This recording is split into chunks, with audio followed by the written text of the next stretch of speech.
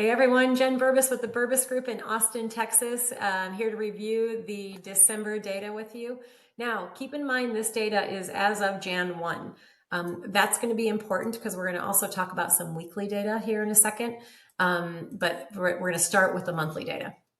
So we're noticing that there is 4% increase in sales year over year for December. That's great. And on the surface, it seems like things are going much better than they were last year.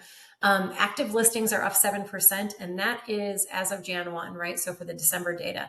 Now, I have some weekly data that shows that's actually going up, and I want to show you that here in a second. Average sold price has gone up 4%.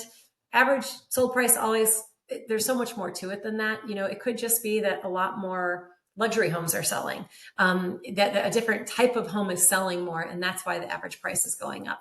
It's so neighborhood specific. I wouldn't necessarily take this and say, oh, in my neighborhood, things have gone up 4%, right? But it's good to see an uptrend after the last year or two that we've had in real estate. So the reason why I was saying that 4% increase in sales in December, there might be more to it than that.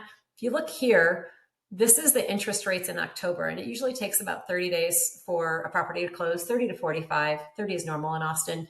But because of the holidays, there could have been a delay on some closings. So we could have had like a little blip of increase, people locking their interest rate in October, not closing until November, December. And that could be just from that lull in interest rates that a couple people came back in and locked their rate. And so we're seeing that. So I'd like to see that trend continue 2 months in a row. I would like to see January up to year over year in sales for me to feel good about that. And here we go. It's the 4% increase in total sales, average sold price up 4% as well. And then the volume sold is up 8%. So that's good. And the volume sold being up 8%, that's where you're going to notice it's a higher dollar value home selling. And I think that's what's happening there. So this is the weekly data. This is what we watch, especially this time of year. I really like to watch this because it tells me when or if buyers are going to feel constrained because listings aren't coming onto the market as fast as the buyers are coming back in. And as it turns out, listings are coming back onto the market a little faster than the buyers are coming in. What does that mean? What it means for us is that we are getting ready to get some properties on the market. We thought we were going to list them in early February, but we are actually scrambling now to put them on a little sooner. We would like to just see them get to the market before any more inventory comes on market. So if you look back to the data we were just talking about, that was monthly data. It was a 7% increase in new listings, brand new listings. And you'll notice here, this top line is our active properties. So the available listings, new listings again, is going up. And I didn't want to see it go up quite this early. The next one down here is like the 30-day rolling of pending properties going under contract. That's kind of flat. And we did go up from the holiday week. There's only 60 properties in this area that we look at that went under contract the holiday week. And there's a little bit of an uptick, but I would really love to see that number get to about 100 to feel like we're going to be at a really good clip this spring. There is, this is the pending units that we talked about going down just a little bit in December. So we talked about December sales up 7%. That's the closing data.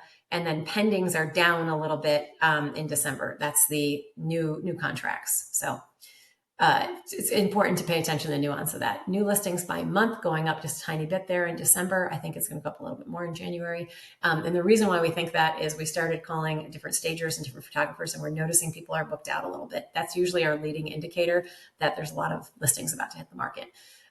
Indeed job postings. Indeed isn't like everything, right? There's a lot more job activity happening now on LinkedIn, but this is the ruler that we've been measuring the job market by in Austin for a while. So we want to kind of keep on consistently with that.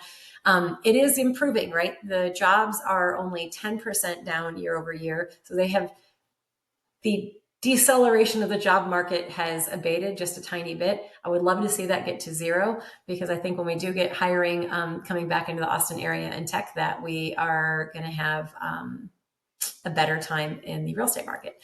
Let me know if you have any questions. We just had a great conversation today with a bigger group of people.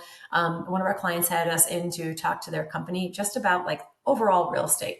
You know, if you're a new homeowner that bought a house in the last 3 years and you want a bigger house now, are there options other than selling at a loss?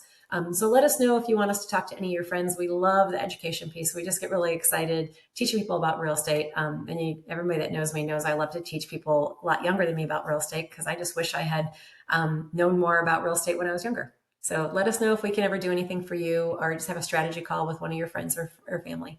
Chat soon.